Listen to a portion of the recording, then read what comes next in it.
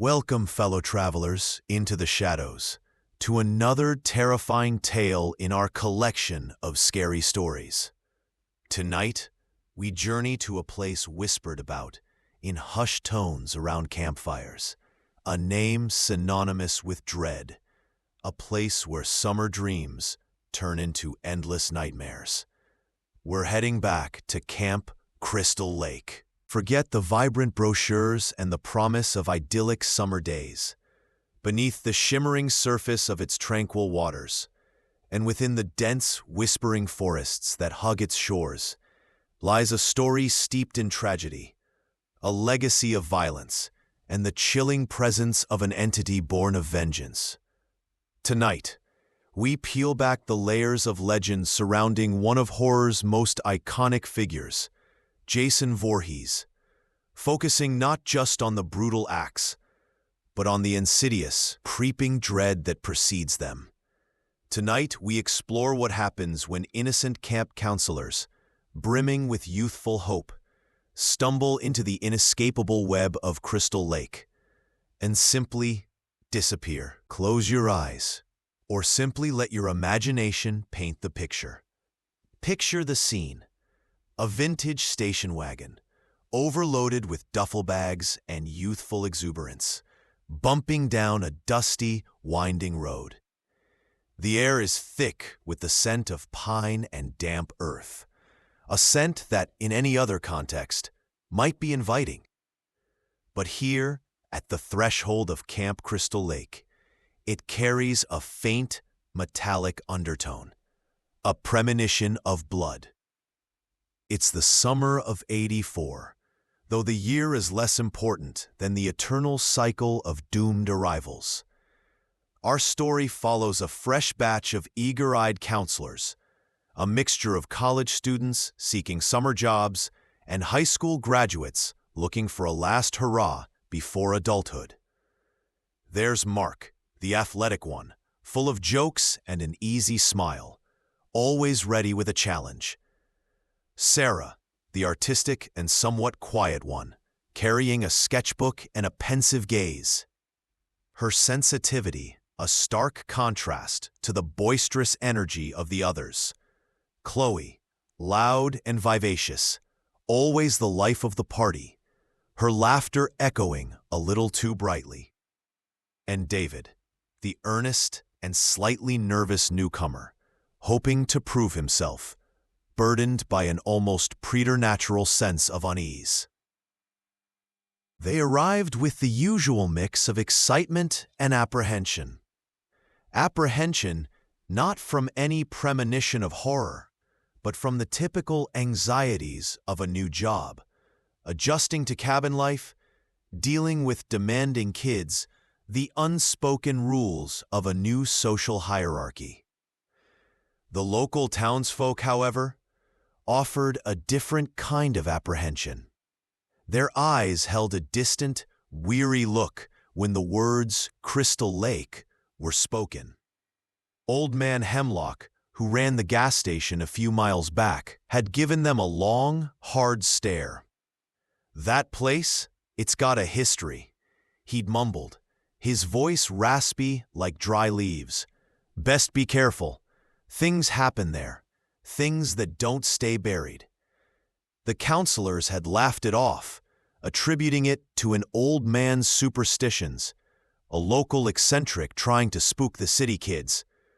Oh, if only they had listened. The first week was idyllic, or at least deceptively so. The sun beat down, warming the lake to a pleasant temperature. Children's laughter echoed across the water during swimming lessons.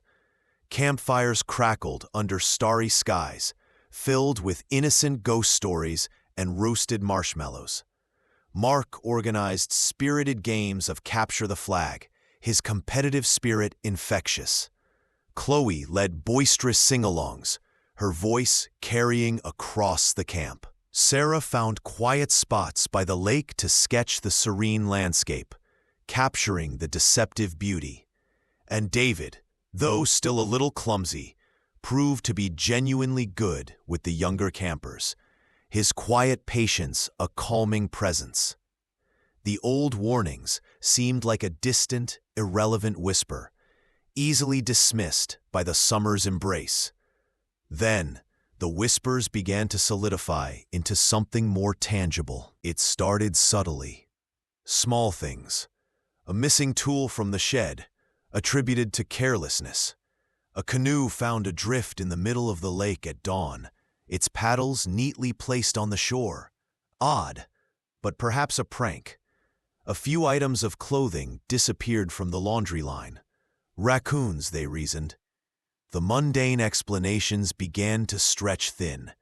However, when the small incidents accumulated, the camp's old, rickety generator, usually reliable, would sputter and die without warning, plunging sections of the camp into sudden darkness, only to flicker back to life moments later.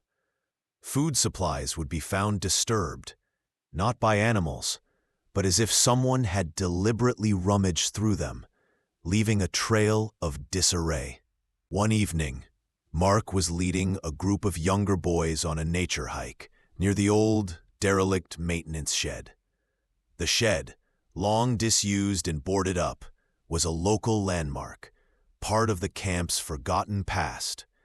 As they passed, the wind picked up, rustling the tall pines. Mark swore he heard a faint, guttural exhale, like a heavy sigh, coming from within the shed. It was too deep, too resonant, to be just the wind. He stopped, straining his ears, but the sound didn't repeat. Just the wind, he told the boys, more to reassure himself than them. But a chill, colder than the evening air, had settled deep in his bones, a premonition he couldn't shake. Sarah, too, experienced something unsettling. One afternoon, she was sketching by the lake, focused on the intricate patterns of sunlight on the water. She was alone, or so she thought. Suddenly, a shadow fell over her sketchbook. She looked up, expecting one of the other counselors, or perhaps a curious camper. But there was no one. The sun was directly overhead, no cloud in sight. Yet, the shadow had been distinct, massive, and oddly shaped, like a distorted human form, briefly eclipsing the light before vanishing. She shivered, telling herself it was just her imagination, a trick of the light and her overactive artistic mind. But a prickle of unease remained, like tiny insects crawling on her skin. David, ever the worrier, was the first to vocalize his growing discomfort. He'd been put in charge of the camp's supply inventory, a tedious task that took him into the dark, dusty corners of various storage buildings. In the old kitchen pantry, where forgotten cans and rusted utensils lay, he found something out of place. A single muddy boot print. It was massive, far too large for any of the counselors or kids, and it was fresh. The mud was a dark, rich loam. Unlike the drier dust that usually coated the pantry floor, he knelt, tracing the outline with a hesitant finger. The mud was still damp, despite the pantry being dry. He reported it to the head counselor, a grizzled man named Frank, who simply grunted. Probably just some local kid messing around. Happens every summer. Frank's dismissive attitude was meant to be reassuring, but it only made David feel more isolated in his growing fear, a chilling certainty forming in his gut. Then, the first disappearance. Not a camper, thankfully, but a groundskeeper. Old Man Jed, a stoic, hard-of-hearing fellow who spent his days puttering around the camp, repairing fences and clearing brush. He was a creature of habit, always at his post, always visible. One morning, Jed didn't show up for breakfast, nor lunch. His cabin was empty, his tools neatly placed outside, ready for the day's work. It was highly unusual. Frank, the head counselor, downplayed it. Jed's probably just gone into town for supplies. He does that sometimes, without telling anyone. But Jed had no car, and no one had seen him leave. The counselors exchanged uneasy glances. The children, oblivious, continued their games. But the adult mood at Camp Crystal Lake began to shift. A subtle but undeniable souring, like milk left out too long. A few days later, it was Chloe. Vibrant, loud, irrepressible Chloe. She had spent the evening by the lake, flirting with a couple of male counselors, her laughter echoing across the water, a beacon of youthful joy. She'd been the last one to leave the bonfire area, singing a silly song as she walked back to her cabin. Or so everyone assumed. In the morning, her bunk was empty. Her sleeping bag was neatly folded, her clothes put away. No note, no sign of struggle. Just gone. The silence where her boisterous laughter should have been was deafening. Panic, like a slow-burning fuse, finally ignited. Frank, though outwardly calm, had a flicker of genuine fear in his eyes now. He called the local sheriff. Sheriff Miller, a tired, stoic man named Miller, arrived with a single deputy. They conducted a perfunctory search of the camp and its immediate surroundings. They found nothing. No footprints, no discarded items, no trace of Chloe. Sheriff Miller, too, tried to rationalize it. Maybe she just got cold feet, decided to leave. Kids do that sometimes. But the other counselors knew Chloe. She wouldn't just vanish without a word, especially not without her belongings. The laughter of the children, once a comforting sound, now seemed hollow, almost macabre, against the backdrop of their growing dread. The remaining counselors, Mark, Sarah, and David, found themselves huddling together more often, whispering late into the night. The idyllic summer had morphed into a chilling waiting game. Every shadow seemed to stretch and contort into an ominous shape. Every rustle in the leaves sounded like a heavy footfall. They began to share the local legends they'd overheard, their voices hushed with a new, desperate belief. The story of Pamela Voorhees, the deranged mother who had avenged her drowned son, and the son himself, Jason, supposedly drowned, but rumored to have survived, a deformed, vengeful specter haunting the lake that claimed him. "It's just a story," Mark insisted, but his voice lacked its usual confidence, a tremor betraying his fear. A local ghost story to scare tourists. Sarah, however, felt a deep, ancestral chill. What if it's not just a story, Mark? What if he's real? What if he's still here? Her voice was barely a whisper, laced with a terrifying conviction. David, pale and trembling, nodded, his eyes wide and unfocused. The boot print, the sounds. Chloe wouldn't just leave. Jed wouldn't just leave. Someone or something is here, and it doesn't want us here. He was convinced, his earlier unease now a full-blown terror. The next night, the terror escalated from suggestion to undeniable presence. Mark had volunteered to stand watch by the main lodge, ostensibly to ensure no one else wandered off. He sat by the large stone fireplace, a flickering lantern providing the only light, casting dancing shadows that played tricks on his eyes. The wind outside had picked up, whistling through the gaps in the old wooden structure, sounding like mournful cries. He heard it then. A sound that pierced through the rustling wind and the creaking wood, a low, guttural moan, like an animal in pain, but too deep, too human, too deliberate. It came from the direction of the lake. He grabbed the old rusty axe kept for firewood, his hands slick with sweat, his heart pounding a frantic rhythm against his ribs. He crept to the front door, peering through the small, grimy window. The moon, a sliver of silver, cast long, dancing shadows of the trees across the campgrounds. Nothing. He strained his ears. Silence, save for the wind. Then a splash.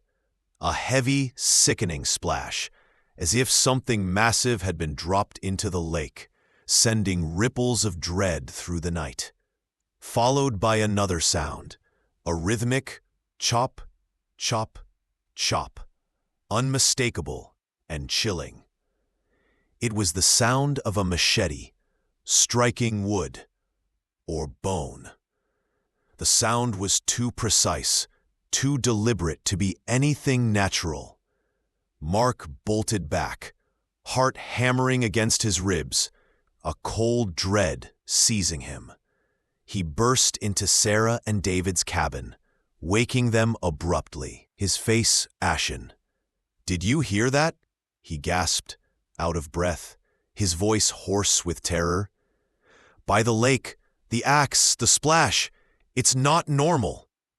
David, clutching a pillow, whimpered, his eyes darting wildly.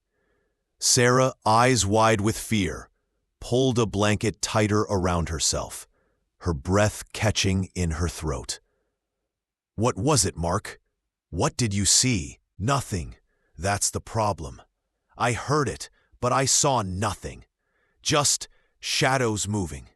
And that sound. It was like—" He trailed off, unable to articulate the sheer, primal horror of the sound. The image of the machete striking something unseen burned into his mind. The next morning, Frank was gone too. His cabin door stood ajar, swinging slightly in the morning breeze. Inside, everything was meticulously neat, as if he had just stepped out for a moment. But his flashlight, which he always carried, lay on his bedside table. And on the floor, near the door, was a fresh, muddy boot print. The same massive, chilling boot print David had seen in the pantry. Now a grim signature. Now there was no denying it. No more rationalizations. They were trapped. Trapped at Camp Crystal Lake with a silent, unseen predator. The remaining 3 counselors, Mark, Sarah, and David, knew they had to get out. But how? The camp phones were dead, wires mysteriously severed. The nearest town was miles away, a journey through the dense, unforgiving woods. A journey they now knew was fraught with unimaginable peril. They decided to make a run for it. Their plan was simple, born of desperation. Wait until nightfall, when the children were asleep and the camp was quiet. Then slip out, head for the main road, and keep going, praying for escape. The day dragged on, each minute an eternity. The sun, once a source of warmth and life, now felt like a spotlight, exposing their vulnerability. Every child's cry made them jump. Every gust of wind made them flinch. They packed small bags with essentials, their movements furtive, their eyes constantly scanning the tree line, expecting to see a hulking figure emerge at any moment. As dusk settled, painting the sky in ominous hues of purple and orange, a heavy fog began to roll in from the lake, shrouding the cabins, swallowing the trees, turning the familiar camp into a ghostly, disorienting labyrinth. It was as if the lake itself was breathing out its secrets, a silent sentinel of the horror within, enveloping them in a chilling embrace. They waited until the camp was utterly silent, save for the hum of crickets and the drip of condensation from the fog-laden trees. Mark, ever the leader, took point, his jaw set, trying to project a confidence he didn't feel. Sarah, clutching David's hand, followed close behind, her knuckles white, her breath shallow. They moved like ghosts themselves, tiptoeing through the damp brass, past the darkened cabins where the innocent children slept, oblivious to the terror that stalked the grounds, a terror that now felt palpable, a living entity in the mist. Their path led them towards the main road, which meant her skirting the edge of the woods. The fog was so thick, it was like walking through milk. They could barely see 5 feet in front of them. The familiar landmarks were swallowed, leaving them adrift in a world of indistinct shapes and muffled sounds. Every rustle amplified, every shadow a potential threat. Suddenly, a sound. A twig snapped, not under their feet, but just beyond the tree line, unnervingly close. A sound too deliberate to be accidental. They froze, breath held tight in their lungs, their hearts hammering against their ribs. "Did you hear that?" David whispered, his voice trembling, barely audible. Mark nodded slowly, his eyes wide and straining against the fog, his hand instinctively reaching for a heavy branch. "Stay quiet. Don't move." Another sound, a low, deliberate scrape, like metal dragging across stone. Then, a heavy, measured thump. It was coming from deeper in the woods, parallel to their position. Whatever it was moving with them, stalking them. The methodical rhythm of its approach was more terrifying than any scream. Panic clawed at David's throat, a cold, suffocating hand. He squeezed Sarah's hand so hard she winced but didn't pull away. "It's him, isn't it?" he choked out, tears welling in his eyes. "It's Jason." Mark tried to pull himself together, forcing a semblance of calm into his voice. "We just need to keep moving. He can't see us in this fog." His words were meant to reassure, but they sounded hollow, even to his own ears. They started moving again, faster this time, their quiet tiptoes turning into frantic, stumbling strides, their feet slipping on the damp leaves. The sounds from the woods intensified, the thump of the dragging object, the rustle of heavy boots on leaves, the faint, chilling chink of metal against metal. It was a relentless rhythm, closing in, a terrifying symphony of pursuit. Then they saw it. A hulking silhouette, barely discernible through the swirling fog, emerged from the tree line just ahead of them. It was massive, impossibly tall, and carried something long and glinting, reflecting the faint moonlight. A machete. Jason. His head was tilted, as if listening, as if sensing their fear. They couldn't see his face, hidden beneath the mask of mist and shadow, but they felt his presence, cold, ancient, utterly devoid of emotion, a void of malevolence. He was a force of nature, a silent, implacable harbinger of death, an unstoppable engine of vengeance. "Run!" Mark screamed, a desperate, raw sound that tore through the eerie silence, a final act of self-sacrifice. They scattered, adrenaline surging through their veins, pumping through their aching limbs.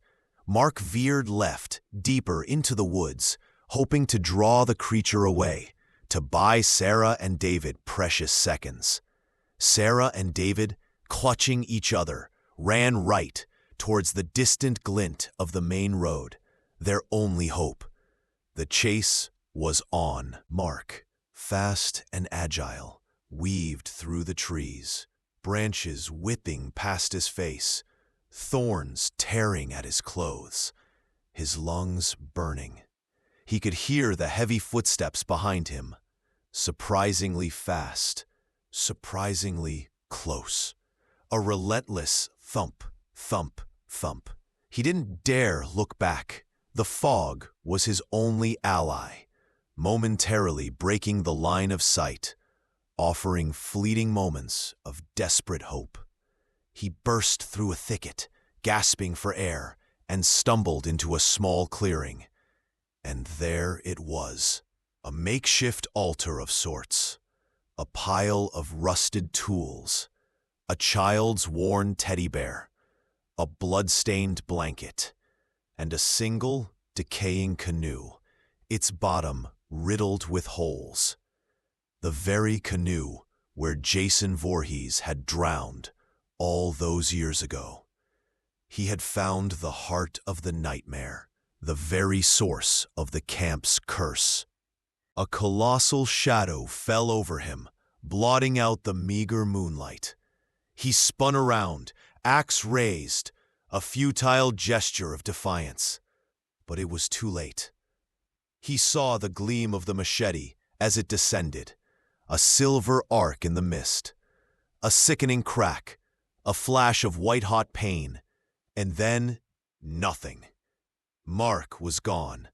Another counselor disappeared into the chilling embrace of Crystal Lake, his sacrifice swallowed by the darkness.